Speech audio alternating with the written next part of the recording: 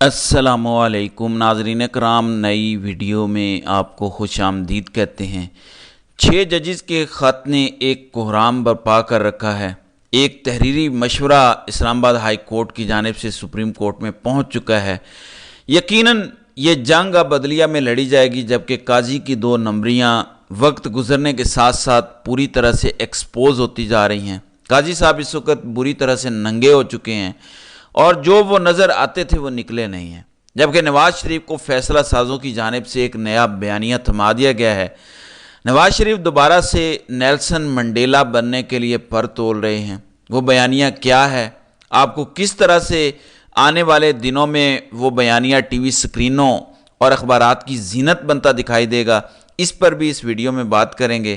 جبکہ فیصلہ سازوں کو یکے بعد دیگرے شکست پر شکست کا سامنا کرنا پڑ رہا ہے اور ان کا ہر پلان کیوں خاک میں مل رہا ہے، اس پر بھی ہم اس ویڈیو میں بات کریں گے۔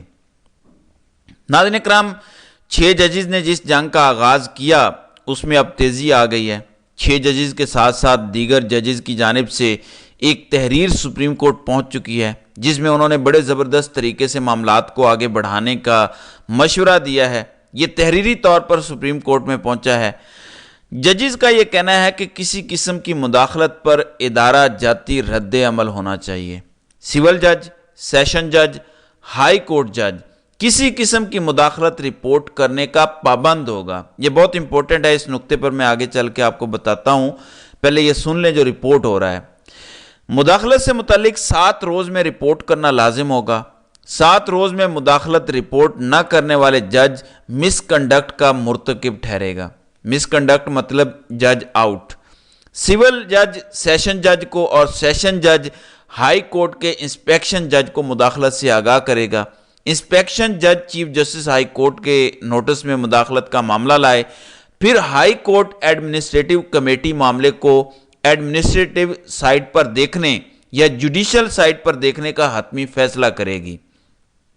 ایڈمنسٹریٹو کمیٹی معاملے کی سنگینی کے پیش نظر فل کورٹ میں بھی یہ معاملہ بھیج سکے گی۔ حتمی طور پر ہائی کورٹ ادارہ جاتی اتفاق کے ساتھ توہین عدالت کا اپنا اختیار استعمال کر سکے۔ یہ ثاقب بشیر ہیں جنہوں نے یہ رپورٹ کیا ہے کہ 6 ججز سمیت باقی تمام ججز نے متفقہ طور پر ساری تجاویز سپریم کورٹ میں بھیج دی ہیں اور کیس اب 29 یا 30 تاریخ کو لگا ہوا ہے۔ اب دیکھنا یہ ہے کہ 6 ججز سنتے ہیں یہ کیس یا قاضی صاحب یہ تسلیم کرتے ہیں کہ یہاں پہ فل کورٹ بیٹھنا چاہیے۔ ظاہر ہے کہ یہ اگلی پیشی پہ ہوگا، لیکن ججز نے تجویز جو دی ہے یہ بڑی زبردست ہیں۔ جب آپ ایک جج کو پابند کرتے ہیں کہ 7 دن کے اندر اگر کوئی بھی مداخلت ہو، ISI کی ہو، MI کی ہو، IB کی ہو یا اسپیشل برانچ کی ہو، جہاں کی بھی ہوگی، اس کے اندر یہ رپورٹ نہ کی تو آپ مس کنڈکٹ کے مرتکب ہوں گے۔ یہ ہے وہ فائر وال جو بن سکتی ہے، یہ وہ ڈینٹرنس ہے جو قائم ہو سکتی ہے۔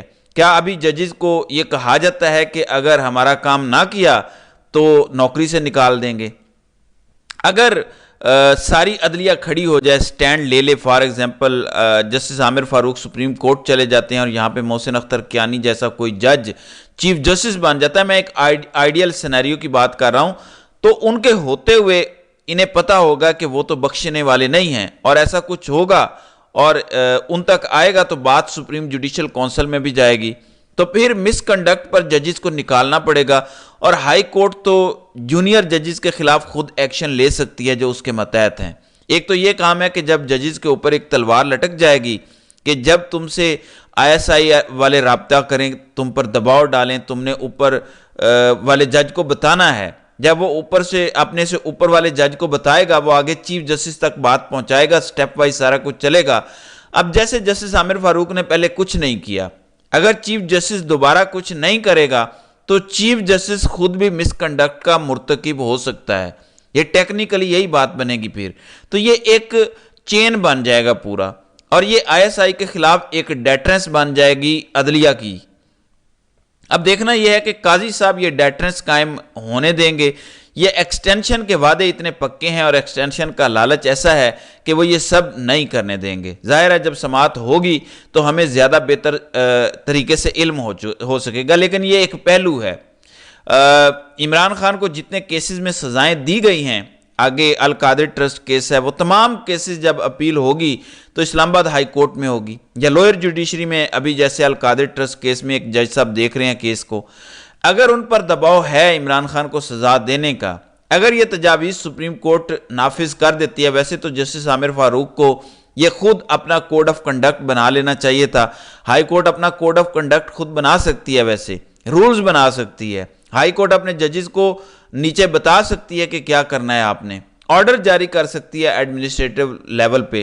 لیکن چلیں اگر ٹال مٹول بھی ہے، قاضی صاحب اگر یہ کر دیتے ہیں تو القادر ٹرسٹ کیس میں جو عمران خان پر ایک تلوار لٹکی ہوئی ہے کہ آپ کے خلاف ہم نے یہ بھی فیصلہ دینا، جو کہ ظاہر ہے ثابت تو نہیں ہوتا کہ کچھ بھی عمران خان نے کیا ہے اور نہ ہی انہوں نے کچھ غلط کیا ہے، یہ بات تو طے ہے. لیکن اس جج پر بھی تو دباؤ ہوگا، اگر وہ بھی 7 دن کے اندر نہیں بتائے گا تو وہ بھی مس کنڈکٹ کا مرتکب قرار پائے گا. تو یہاں سے عمران خان کو اس کا فائدہ ہو سکتا ہے. اور پھر ہائی کورٹ میں جب معاملات جائیں گے تو کیونکہ اتنے سٹیکس ہائی ہو چکے ہیں، عمران خان کے کیسز کو لٹکانا بھی آسان نہیں رہ جائے گا. یہ بڑی امپورٹنٹ چیز ہے کہ ابھی تک عامر فاروق اور جسٹس میاں گل حسن اورنگزیب نے سائفر کیس لٹکایا ہوا ہے، فضول میں لٹکایا ہوا ہے، کوئی تک نہیں بنتی. لیکن پھر آگے ایسا بڑا مشکل ہو جائے گا. تو عمران خان کا باہر آنا ممکن نظر آ رہا ہے اگر یہ امپلیمنٹ ہو جاتا ہے سب کچھ نیچے سے عدلیہ سے لے کر اوپر تک، اگر یہ اکراس دا بورڈ ہوتا ہے، کیونکہ یہ صرف اسلام آباد ہائی کورٹ کے لیے تو نہیں ہوگا. پھر سپریم کورٹ اگر آرڈر جاری کرے گی تو لاہور ہائی کورٹ کے لیے بھی کرے گی، سندھ کے لیے بھی کرے گی، پشاور ہائی کورٹ کے لیے کرے گی، بلوچستان کے لیے کرے گی. پھر یہ تمام ہائی کورٹس میں نافذ العمل ہوگا. سپریم کورٹ جو آرڈر جاری کرے گی وہ پھر ہائی کورٹس کو اس پر اپنے رولز بنانا پڑیں گے. سپریم جوڈیشل کونسل بھی ضابطۂ اخلاق جاری کر سکتی ہے اس طرح کا. تو یہ بڑی زبردست چیز ہونے جا رہی ہے. اس کے ساتھ ساتھ میں آپ کو قاضی صاحب کا ایک کارنامہ بتانا چاہتا ہوں جو ثاقب بشیر نے توجہ دلائی ہے کہ کس طرح سے قاضی صاحب کمپرومائزڈ ہیں، جو کہتے ہیں کہ کوئی مداخلت نہیں ہے. وہ کہتے ہیں کہ پشاور ہائی کورٹ فیصلے کے خلاف اپیل 1 اپریل کو سپریم کورٹ میں دائر ہوئی. پشاور ہائی کورٹ کا وہ فیصلہ جس میں مخصوص نشستیں تحریک انصاف کو نہ دینے کا آرڈر جاری کیا گیا تھا، آج 27 اپریل تک یہ اپیل سپریم کورٹ میں مقرر نہیں ہوئی. دوسری جانب بلے کے نشان کے کیس میں الیکشن کمیشن نے 11 جنوری کو اپیل دائر کی اور 13 جنوری کی رات کو فیصلہ بھی آ گیا. اب یہ دونوں کیسز جمہوریت سے جڑے ہوئے ہیں، بڑے سنگین کیسز ہیں.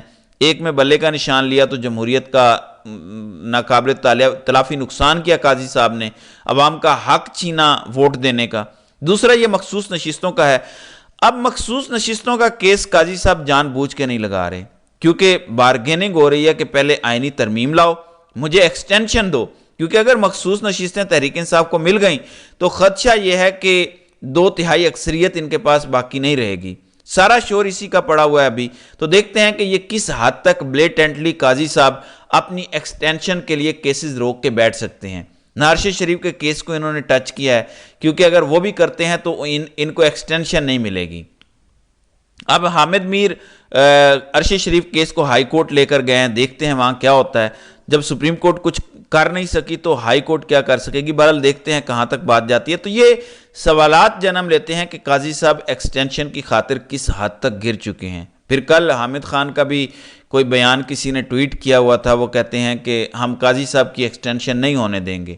اگر انہوں نے دینی ہے تو آپ روک نہیں سکتے. صرف ایک ہی ہے کہ قاضی صاحب خود ہی تھوڑی سی غیرت کا مظاہرہ کریں اور کہیں کہ میں اپنے وقت پر ریٹائر ہو جاؤں گا، بلکہ کسی جگہ خطاب کر کے کہیں کہ یہ بڑے رومرز میں سن رہا ہوں، میں کوئی ایکسٹینشن نہیں لوں گا، بلکہ اگر آئین میں یہ ترمیم کرتے بھی ہیں تو میں والنٹیئرلی اپنے وقت پر ریٹائر ہو جاؤں گا. اگلے چیف جسٹس سے آپ رولز بنا لیں، میں اس سے فائدہ نہیں لوں گا. پھر پتہ چلے گا قوم کو کہ آپ کیا چاہتے ہیں. اب نواز شریف کی جو اگلی جنگ کے بارے میں یہ بات کر رہے ہیں اور شہریار افریدی نے جس دن یہ کہا کہ ہم آرمی سے بات کریں گے تو بڑی باریک واردات ڈالی جا رہی ہے. کہا جا رہا ہے کہ دیکھیں پی ٹی آئی اسٹیبلشمنٹ کے پیروں میں گر گئی ہے اور نواز شریف اینٹی اسٹیبلشمنٹ ہونے جا رہا ہے. اور شروع یہاں سے کیا کہ نواز شریف ایکسٹینشن کے حق میں نہیں ہے، یہ دکھانے کے لیے کہ بادشاہ تو ایکسٹینشن چاہتا ہے لیکن نواز شریف ایکسٹینشن نہیں ہونے دے گا. یعنی اصل ٹکر تو نواز شریف لے گا، عمران خان تو کچھ کر ہی نہیں سکتے. تو یہ بیانیہ بنانے کی کوشش کی جا رہی ہے. یہ بیانیہ ان کو دیا جا رہا ہے کہ آپ اپنے آپ کو ریوائیو کریں. ادھر ہم پی ٹی آئی کو ذلیل کرنے کے لیے کچھ کریں گے، ادھر کوئی بیان دلوائیں گے، کوئی گیم ڈالی جا رہی ہے، لیکن عوام پاگل نہیں ہے۔ عوام کے شعور کی اب مزید توہین نہیں ہو سکتی۔ عوام ان کے سارے کھیل سمجھ چکی ہے، ان کے سارے کھیل جان چکی ہے، اور اس معاملے میں بھی ان کو منہ کی کھانی پڑے گی۔ تو ناظرین کرام، آپ کی اس ویڈیو کے حوالے سے کیا رائے ہے؟ آپ اپنی رائے کا اظہار کامنٹ سیکشن میں ضرور کیجیے گا۔